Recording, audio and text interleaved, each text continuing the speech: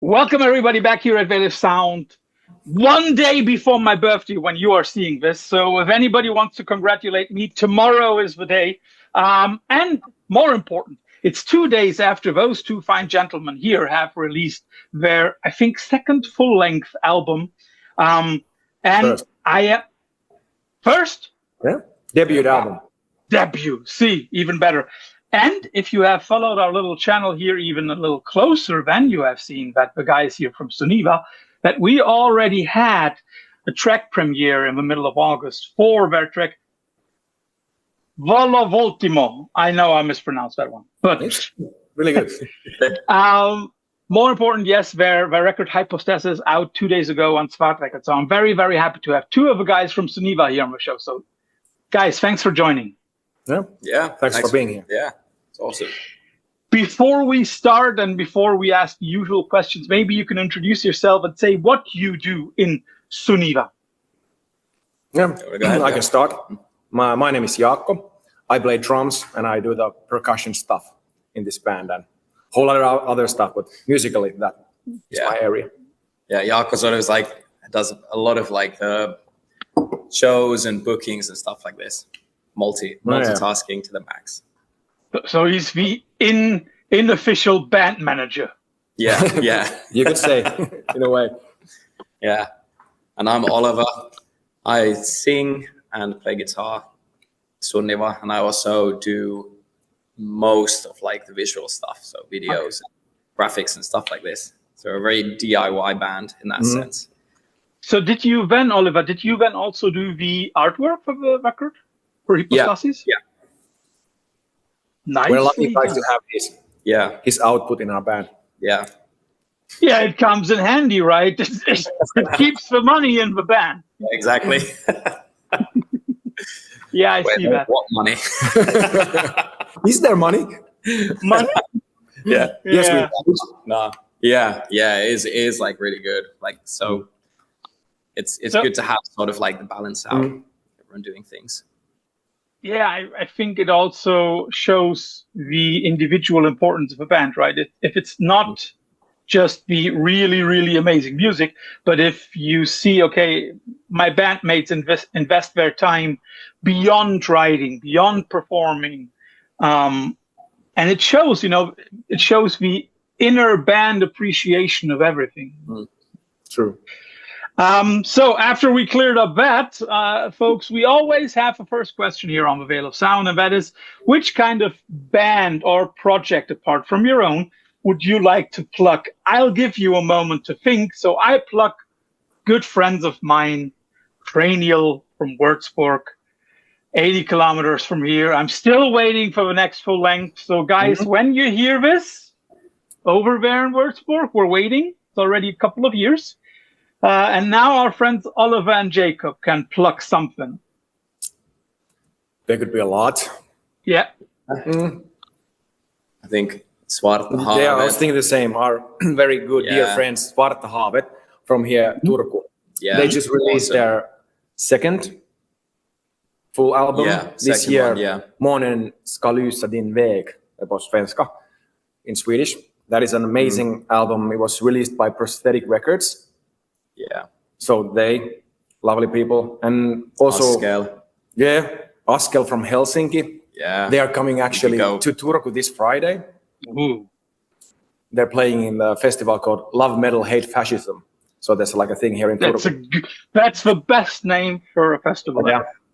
Turku thing. Then our friends of the north, Kvälen. They actually, I guess they have awesome band. Recorded their third full length. And I'm really looking forward to that. But yeah, those three. Yeah, we could go on. That's already a good number. How much do we have time? We can just to clear it up for everybody, there is also a connection between you guys and Svart Records because their singer Lotta did parts of the vocals on Volovoltimo. And it's that already, and also the first track, the first single that you've released, Mercurial Bloodstream, that already had a lot of us here at Veil of Sound buzzing. And then we just use the Finland connection that we have with our dear friend Martin, who arranged all of this. So, guys, you've just said it. This is your debut, but you are not a young band. I mean, like, if I read it correctly, you came together, what, 2015, 2016, something like that? Yeah. 2016, I guess. 2016, yeah. So then the question must be, why did it take you a decade to come up with a full length? That's a good question. Yeah, I think a lot of it, we were, I think in the beginning of the band, sort of, we were kind of figuring it out of what we want to play, what style, kind of what we would be interested in, because it has changed over like the years, of course. And when we kind of were trying, we would rather be sure that when we release something, it's something that we feel like we're ready to kind of put it out. Because then again, we've played quite a long time, most of us, and the other two guys in Sunniva, they've played in different bands before and that, and like, you know, so we kind of had a feeling that we're not going to rush anything. Let's do it like, you know, kind of properly and kind of really think about what we want to put out. So we did a few EPs before and stuff like this. So we were kind of figuring it out. And I think we've come, well, I mean, I don't know if anyone ever figures out like what the exact like thing is, but we were kind of happy in the place we were. Because if I remember in the beginning, we were kind of going, I remember a lot of the songs, I have some of them recorded, they're pretty fun. Like, cause it's just me and Jaako sort of jamming out and things. And they're very like, I don't know what we'd say, like Sword-esque, the band The Sword and stuff like this. We were kind of did some of that kind Faster of stuff. I guess. Yeah, a bit for, yeah. Because we were kind of like thinking, well, what we want to do? But then it kind of, I don't know, quickly started forming into more of this, what it is now. But it took a long time. It's like a brew in a way. Yeah. It has been boiling in the cauldron for almost a decade. And now we kind of have had the essence, like pieces are together. Like we had a couple of lineup changes in the history. So now the members have been together since like 2018 or something. Yeah, probably, yeah. And everyone kind of has had their output on this. So we're kind of like this. Hurdles in a way. Everyone has their own thing. Yeah, I know, and we all had the same hurdle in the middle called the pandemic. Yeah, that's clear. I can see that. You've mentioned, Oliver, you know, like it's difficult to really see where a project is going, and at first it was a little bit more like The Sword, also a great band. Yeah.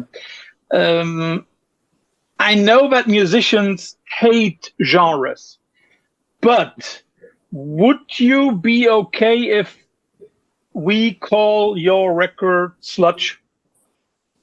Yeah, I'm down. Like most of that kind of stuff. I think like genres kind of help a lot of people. I think it's a blessing and a curse, isn't it? Yeah. So yeah. To also make it clear, you've just dropped the word faster stuff. There is something about Hypostasis that I like a lot, and that is each track individually and the whole record as one entity, it takes its time. It doesn't want to rush things. Was that important for you to give each song enough time, enough space?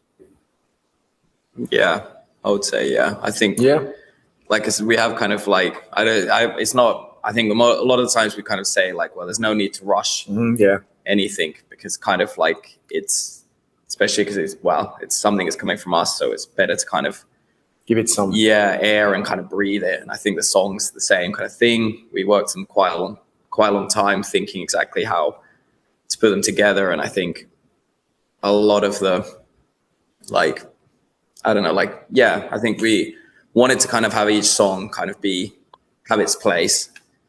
And it's sort of, I don't know if it's that thought, but they have just kind of like, are where they are, but the slowness and the repetition. So like whenever we're playing in the rehearsals or in the shows, we kind of like go into the zone. So that's another thing, like cool thing to have, like playing music and you kind of like travel inside your mind to this kind of like state of nothingness in a way. You're in a or in a state in where thought is not the driving force, but feeling. Especially. Yeah, I'd say that. Jakob, you've just mentioned that each track has, in a way, its own place. of course, at some point you had to think of a track listing.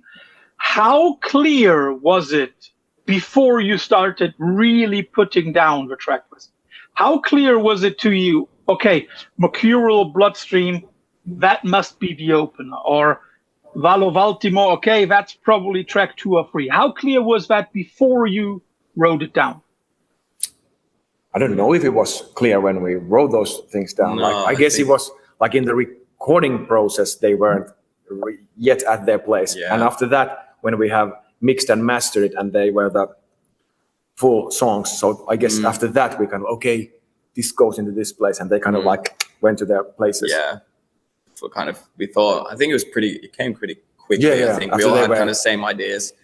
I think there wasn't really much like debate on where to put things. I think we kind of just kind of went like, you know, we're thinking, okay, this would be a really good opener. Let's go straight to the point. Like, you know, kind of this stuff. So we kind of agreed on it pretty, after like once we heard, like, because it's kind of a weird thing when you actually hear the songs, then you kind of go like, oh, okay, so this is where we are. The first time when we were listening to the mastered versions by Brad Boatwright from Audio Siege, we were like, oh, these songs sound like, oh, and then it was kind of That's much better than the shit we came up with. Yeah, like the whole kind of like the arch of the album, or how would you like to visualize it? So they were to their places. Yeah, it is as if we are taken on a journey. And I mean, like, that is, of course, something that needs its time and that needs to be carefully laid out. You've also said, you know, like, now the band and this lineup is together for 7 years. So then the question must be, those 6 tracks that you are giving us now, is everybody happy with exactly the way they are, or were there bigger discussions about certain tracks and certain parts? I would say the 6 songs are kind of like the ultimate thing that we came up with, because we recorded 8 songs and we dropped 2 songs off for later use.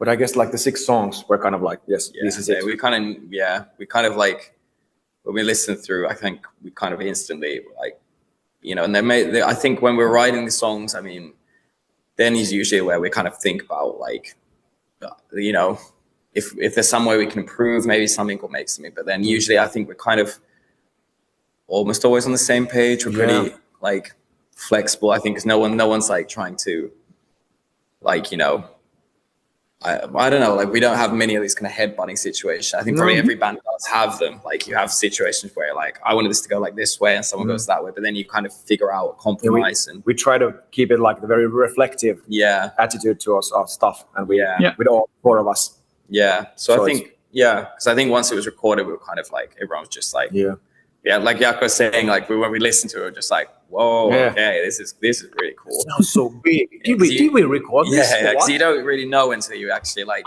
because I think when you play in rehearsal and stuff, you kind of know certain parts and you kind of like, oh, that's cool, like, you know, and you kind of feel the music when it's coming through, like the amps and stuff, and you're in the kind of, like Jaako was saying earlier, like the zone. But then when you record it, you become the listener at that point. And you're kind of like, okay, so this is like really cool stuff. And some things came in the studio, if I remember, like just on the moment. I can remember some like guitar thing where we're just like, I think someone was just like, you know, at the back doodling on the guitar, like almost me or someone, and they were just like, oh, that sounds cool, let's put that on there. Yeah.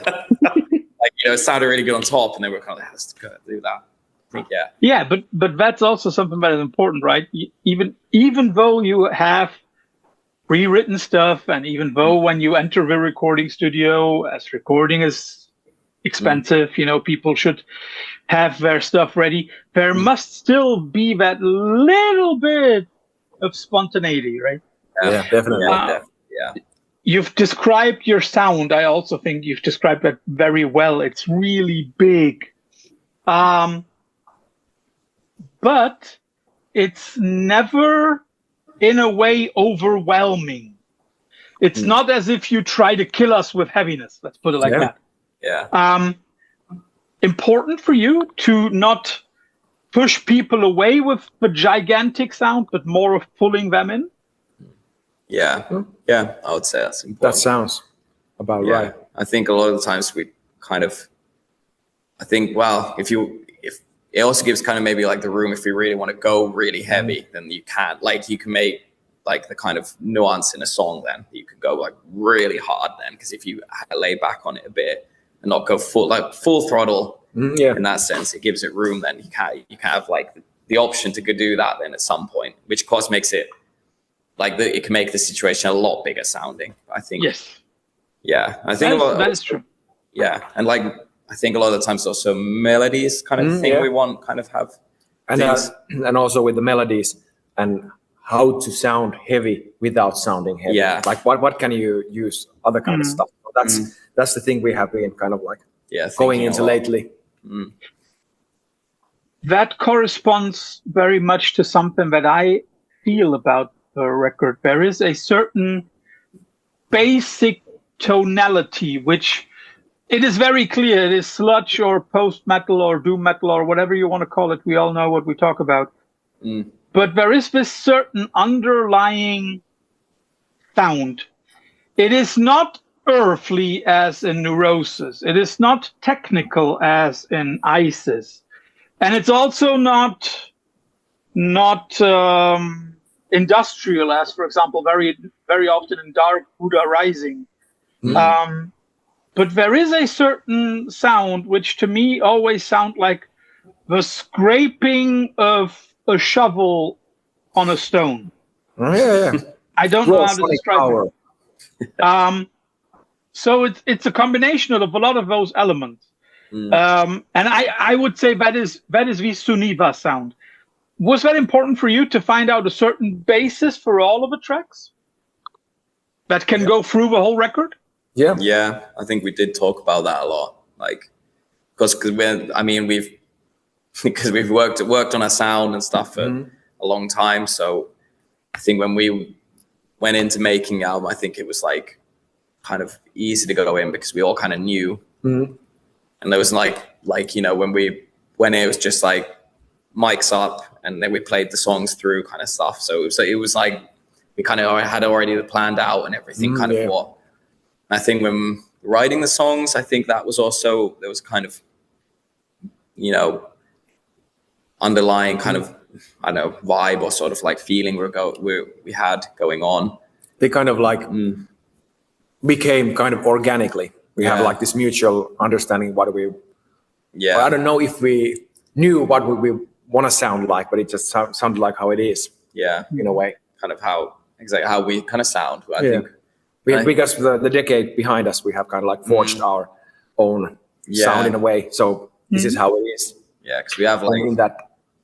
Yeah, like with playing with Jaako and like drums and stuff. We don't have to too much like tell any explain to you. You kind of just go sonical understanding. Yeah. You kind of understand. Yeah, like where we play a riff, like Jaako will catch on and the rest of the guys will catch on pretty quick and they'll come up with ideas and stuff and it all kind of starts sounding like us in that kind of sense. And I think I like, well, going back to that earlier thing, like giving things time and air and like, letting things breathe.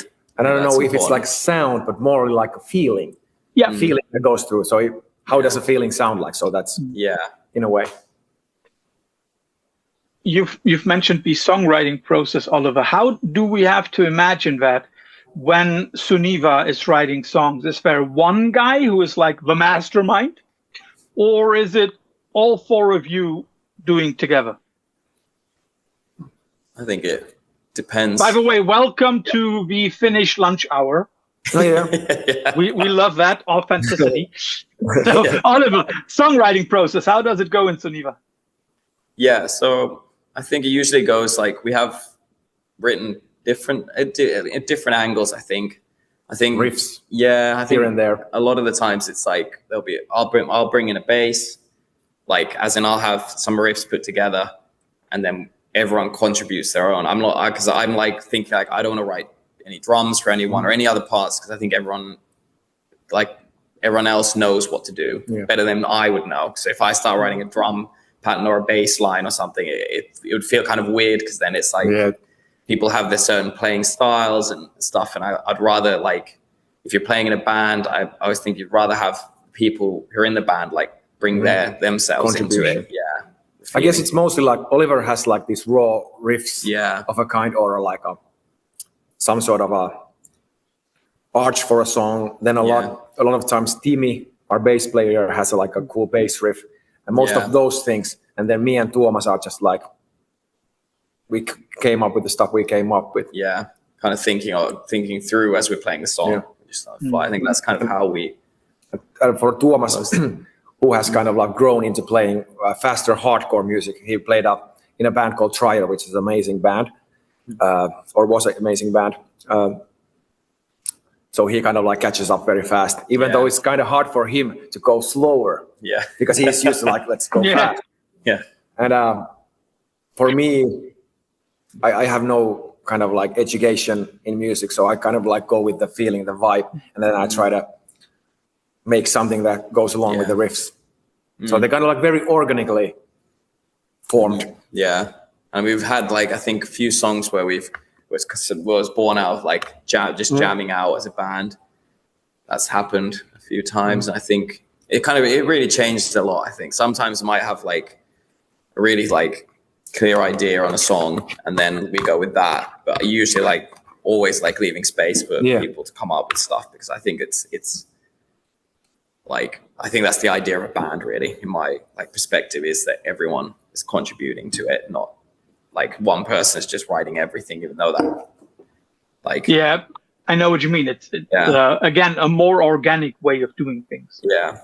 Which then also, of course, explains the time it takes, because, you know, it takes more time to organically, as a whole band, come up with something. Yeah, that's clear.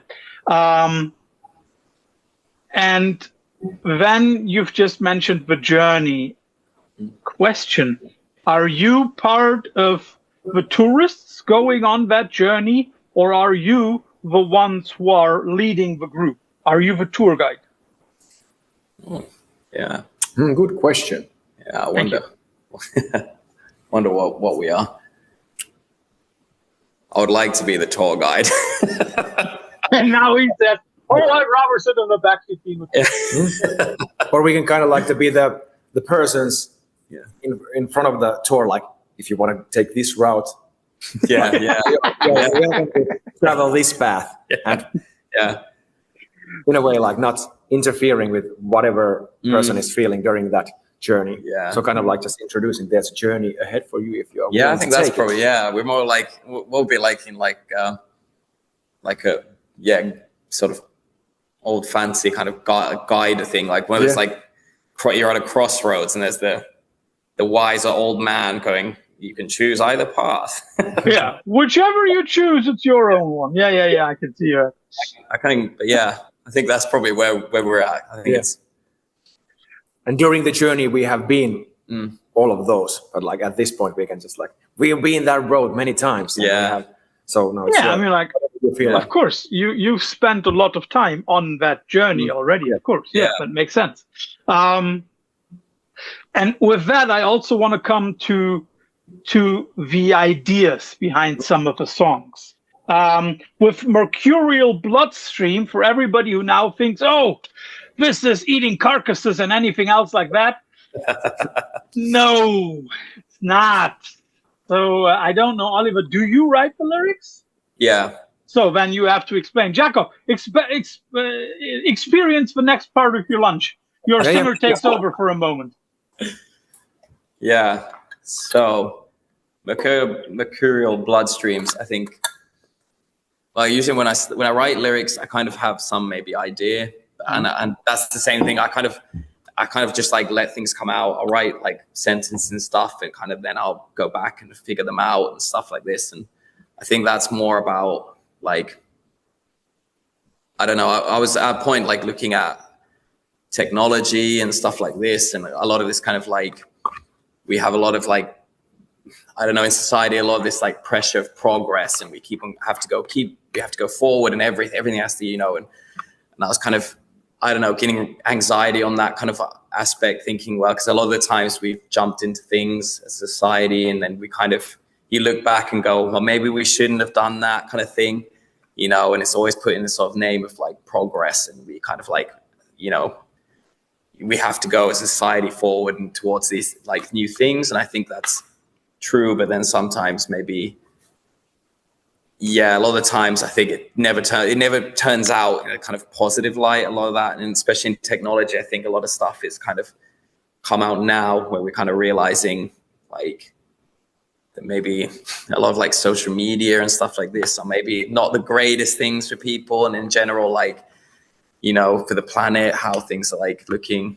I think a lot of the times we kind of like, for example, I think an interesting discussion is for like on like the planet warming up and things like this. People are like kind of, instead of going, well, maybe we should like just cut down on consuming things and maybe like make things that will last a lot longer. I think people are kind of going, technology will figure it out, you know. Let's just keep going. They'll figure out a machine that will like, you know, turn like basically be a tree, like that will suck in like carbon dioxide and put out. It's kind of a weird kind of thought, I think, that kind of, and that's kind of the angle I went with the song. I was thinking about that kind of, you know, aspect of things. So it's like, I don't want to say condemning, but wanting to make us think about progress for progress sake. Yeah.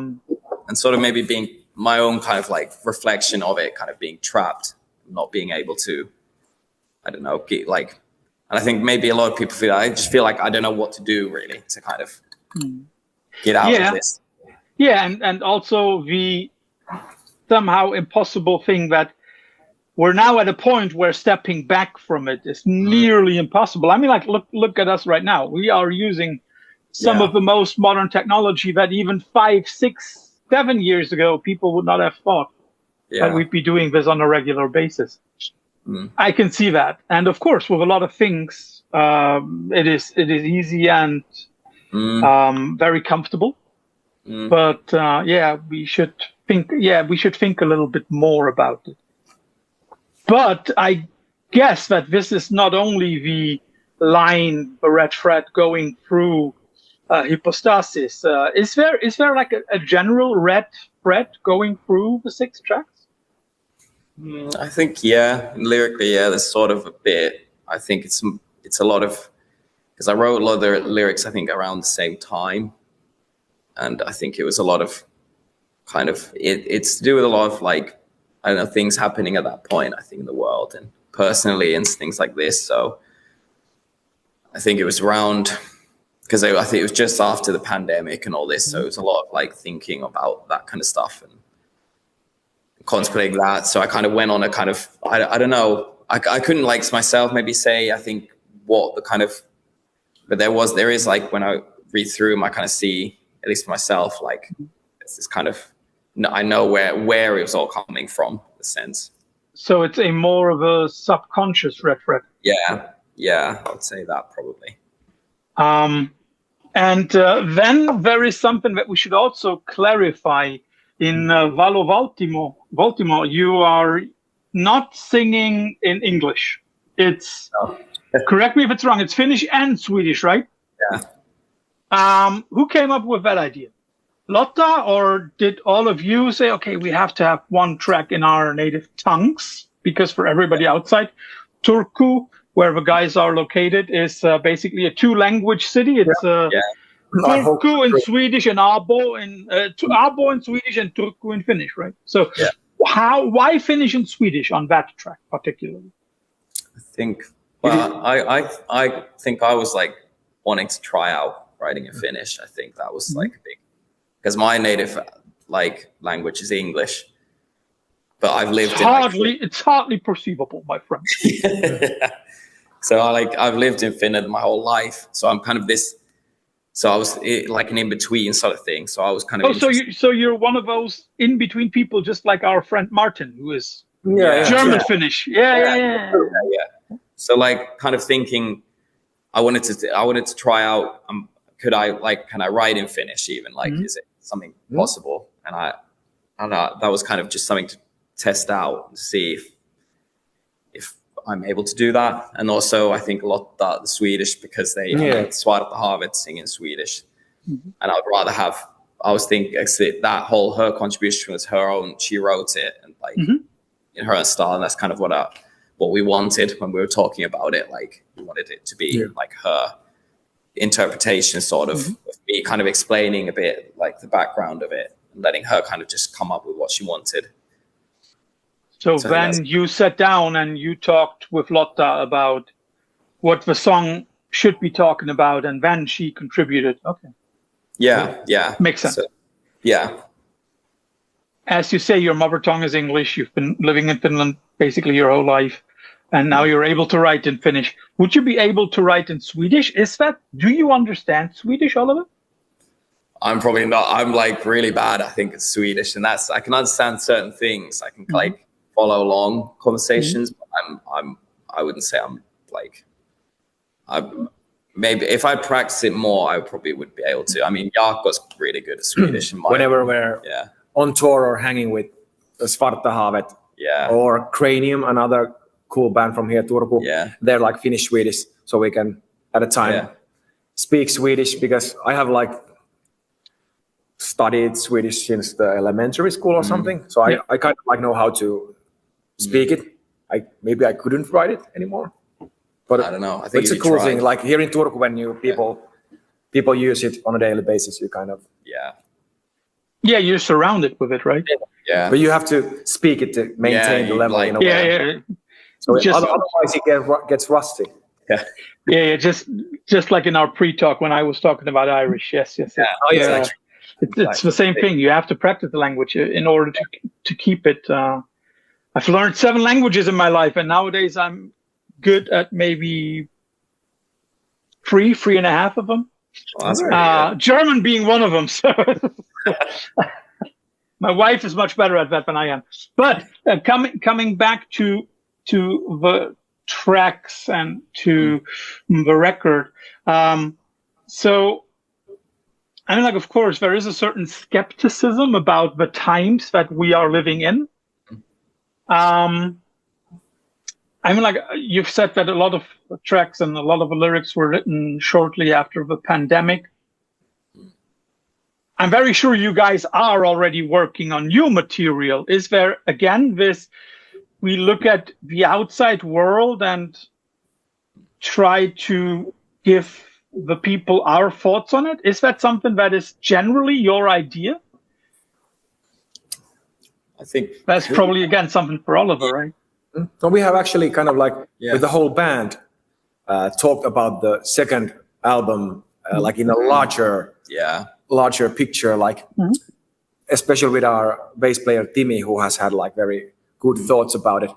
Like we're maybe focusing on like again with the space in a way, maybe like a nature orientated, and like the cycle of a year. Here in Finland we still have like 4 seasons.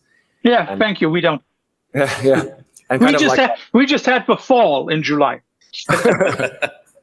So in a way, kind of like this breathing aspect of seasons. Like when you half of the year, which has now gone, has been like the inhale, and now we're going to the exhale more. So those kind of like visions, like a lot of like Oliver has been telling about like the vastness of space in Finnish nature. Like when you go, for example, to north or into nature itself, like bringing those kind of like feelings that we get from there. How does it sound? Does it have to be heavy? How can you sound like heavy without being heavy? We have talked about like synth stuff, and I don't know. It has like the brewing has been. We've been going through. New spices have been added to the brew. A new potion has been set up. I think though, like it's almost impossible to kind of not have things like like the bigger kind of picture in the world affect you, especially now since we kind of you see it constantly, like what's going on all over the world, like it's constantly like, and I think that affects always like everything. So even because we've been doing like this kind of concept work, kind of thinking about this next album, what exactly what Jaako explained. We have these like ideas of what we want to kind of where we want to go with it and stuff. But I'm pretty sure a lot of stuff going out, happening around us, and like stuff will influence it a lot because it will start taking shape, I think, through that. Yeah, and it's probably also the way that, of course, depending on the band's location, more outside things would be in or out. Because I mean, like you are living in Turku, which is on the very western edge or western side of Finland. Imagine living more on the eastern side, where the threat of a conflict with the peaceful people in the east, and especially their government, True. would be much more imminent. Or imagine living up more north, more towards Norway, then nature would, of course, already be a more imminent thing. Something that strikes me about Turku, and you've already hinted at it. I've only been to Turku once, and that's like 16 years ago. Good. I'm old. Well, would you like to come here again? Well, I have to visit somebody there sometime. But it all depends on when I get an offer to come to Turku. We'll be your guides here. Yeah, thank you. At least somebody, Martin. No, just joking. What I noticed is it's for Finnish measures, it seems like a multicultural city. Would you agree with that? Yeah. It's a big student city, so a lot of like people come here, go here, so it's kind of like vibrant city. Doesn't Turku have 2 universities, one Swedish and one Finnish? Yeah. And then of course, young city, a lot of young people. Does that make it a little easier for the scene? I think. Well, there's that kind of like whenever there's like new people coming to a city, and if they I thought of young people coming to the city. Yeah, young people are like with fresh ideas, like also like the grassroots level of culture, like music, art, all the stuff is like very vibrant. And then on the other hand, we have like this big culture thing, like theater and that kind of thing. So it's kind of like in between. There's a lot of, but like we know a lot of people from this kind of like grassroots level, and it's good to have so much creative people in the city. So I guess that kind of like whenever new people come here and they kind of like contribute, and it keeps it going. Yeah, keeps it alive, I think. Yeah, alive, and give them new directions and new ideas, and you meet with these people, and because it's a small town in that sense. So it's a big city, but it has like a small town feeling. I'm from like a small town from the western coast called Kurikka, and I moved here in 2008. So I've been here for a while. But on the other hand, it has like this small village kind of vibe. When you go to the center, you see like, oh, I'd like to see you. So it's like villagey kind of feeling. So it's kind of like very soothing in a way. You know, a lot of your social kind of like networks are like very tight woven. So it brings comfort in a way. You're around it with good people. Yeah, it's very interesting. It seems like a very vibrant and very cultural city and a good scene within, looking at the larger picture, within a generally very vibrant Finnish music scene. I mean, like we've already talked about Svart Records, but you also have another guest on Valo Valtimo. You have Markus from Callisto, right? Yeah. So how did that come into play? How did his contribution come about? I guess I have known Markus for a while. Like Markus is almost around the same area where I'm from, so we're kind of like already connected in a way from there. But I guess I met Markus here in Turku, so we've been in the same shows and we kind of like met there. And Markus has been our shows. We have seen Markus play, of course. So he kind of like has supported us a lot during the time. So we kind of like thought, hey Markus, would you be kind enough to play in our record?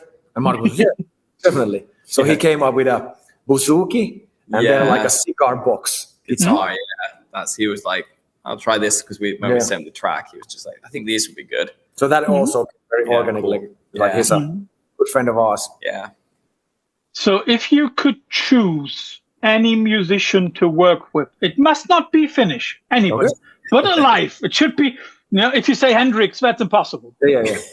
Somebody that you would like with. Who would you like to work with? Both of you. Oh yeah, that's another very good question. Let me think for a while. It's probably a lot. Would be interesting. You have to choose one. Does it have to be like musically or artistically, like a art or music video wise, or just sonically? Let's stick to music. Okay. Let's not expand it too much. We already like gone beyond that. Yes. I think, I don't know. It's a difficult one. There's so many be really interesting. So I would think if it's any out of any music, I don't know. I would think it'd be really cool to do something with what's his name now? I think Tom York from Radiohead would be cool, something like that. Cool. I was wondering some singers. Yeah. First Just anyone. Chelsea Wolfe or Emma Ruth Randall. Oh yeah, that would be they have. I don't know if Jack's Thought is still doing stuff. She has another great voice. Jack's Thought. Oh yeah, true. Like that. From US. I also wouldn't know at the moment. Yeah, I would say. I don't know when. I mean, Chelsea Wolfe, Emma Ruth Randall. That would be.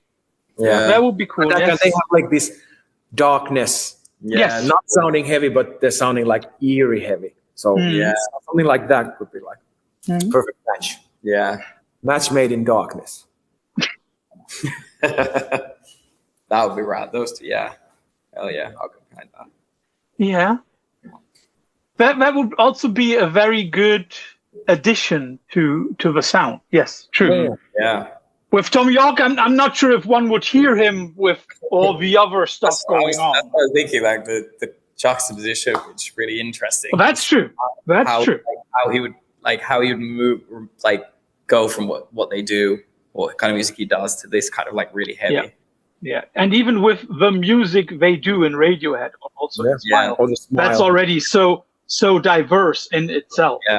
If you listen to Pablo Honey, and if you then listen to In Rainbows, it sounds like two different bands. Yeah, it does. Yeah. I was thinking of something different. My choice would be, and I know it's nearly as impossible as Tom York, but my choice would be Kevin Shields from My Bloody Valentine. Oh, yeah, that would be cool. Hell yeah. That would be amazing. Yeah. I also explained why. I didn't think about singers, so I thought about instrumentation.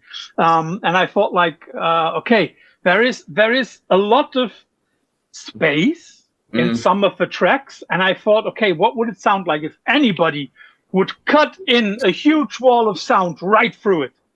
And then my thought was Kevin Shields. Oh, that would be cool. Yeah, definitely. Yeah, I'll get behind that as well. Or in general, a good shoegaze guitar player, True. Cutting through from one edge of the sound to the other.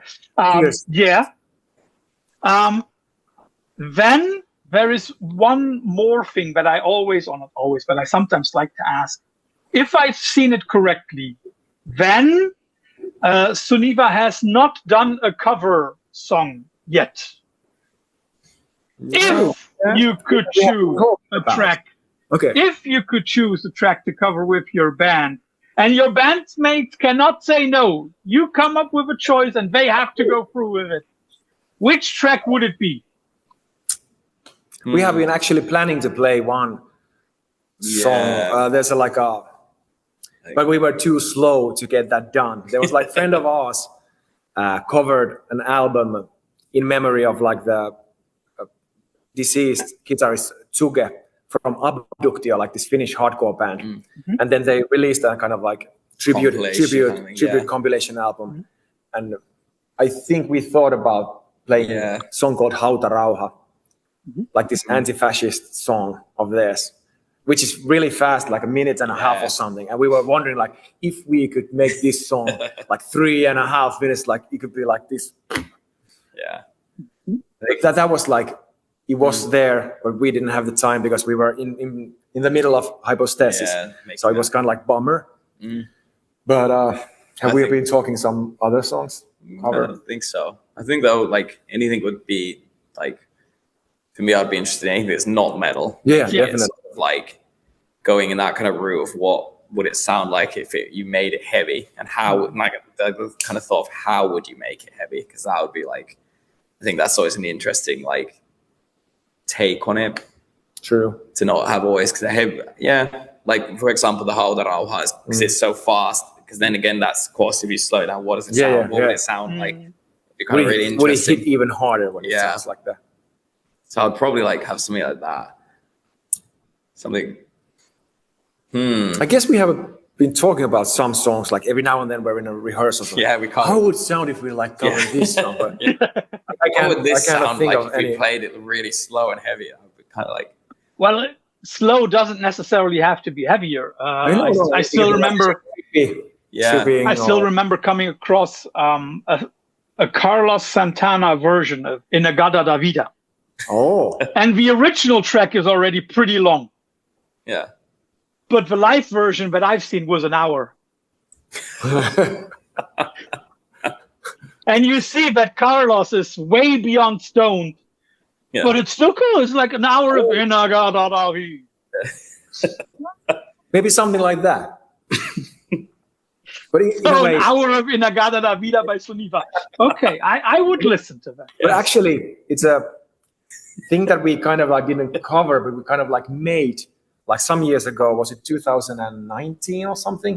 In Turku, actually, is it this weekend? Like the Taiteiden Yö, like the Night of the Arts. So we were asked by our friends to make a soundtrack for this black and white movie of Carl Theodor Dreyer's The Passion des Jeanne d'Arc.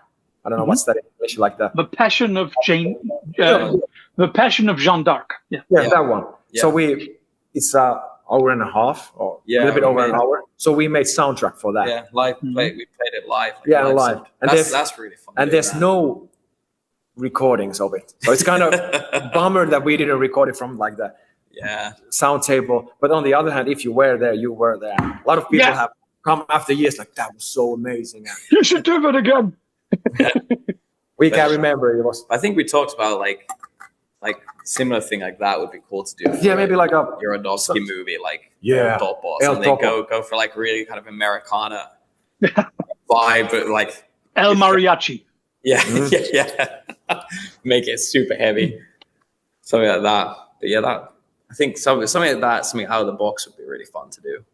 Though right now, I can't think of anything that would be. And with that thing, we were so in our no comfort zone. So we were kind of like, we have no idea what we're doing, but we're interested. So let's hop onto the deeper end. Some synths and stuff like this. Yeah, that was amazing. It was really fun. So guys, first of all, thanks for all the insight into Hypostasis and also into the way it was birthed.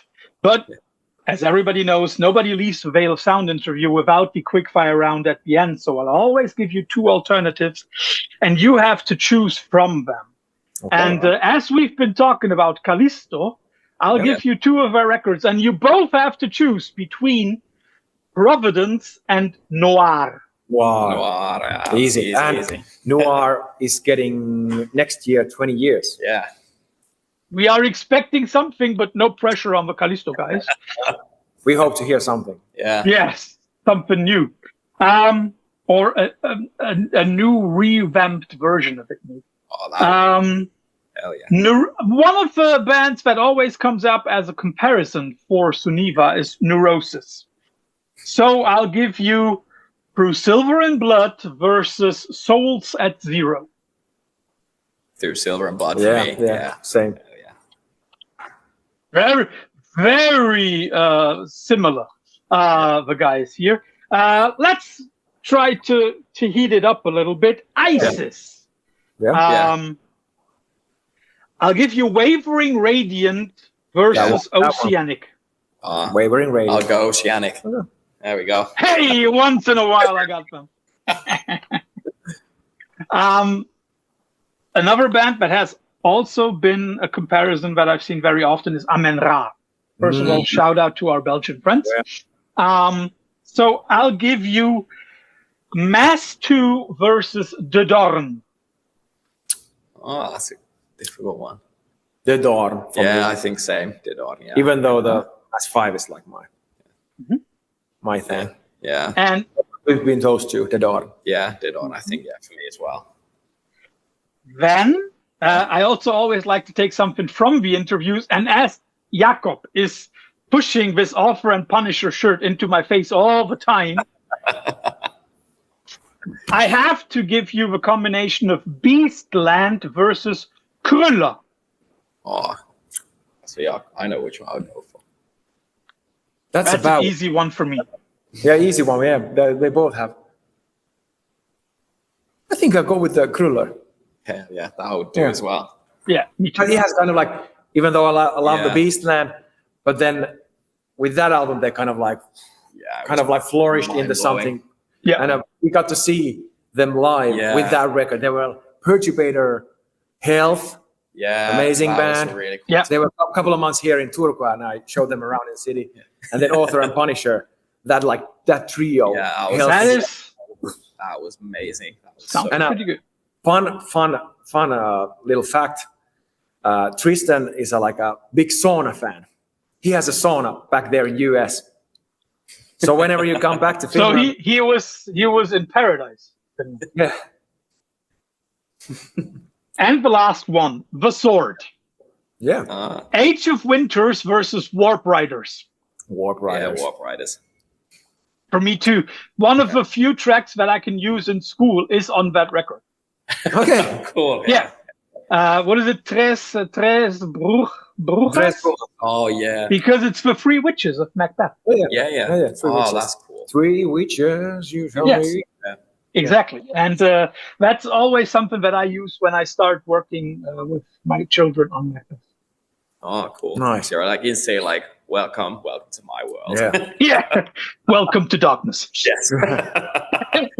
all the windows shut and the blinds go down. Yeah. And if you feel anything poking your ribs, then it might be my knife. Yeah. Yes, guys, thanks for your time. I hope lunch was still enjoyable, Jakob. By the way, what was it? I only saw forks moving. What was it? It was kind of like, in Finland we have this food called pyttipannu, which is kind of like combination of potato, onion, and then there's usually sausage. But this is like the vegan version. So there's like tofu and chickpeas with like all the. I think it's in English called bubble and squeak, isn't it? Bubble and squeak. Yeah, I think that's the English. But in Finnish it's pyttipannu. So I have like the vegan option of it. It was amazing. Rebel Eats, shout out to them. Could send me some free food though. No, it was good. So guys, thanks for your time. Enjoy the rest of your day. Thank you. Yeah, you too. Thanks a lot.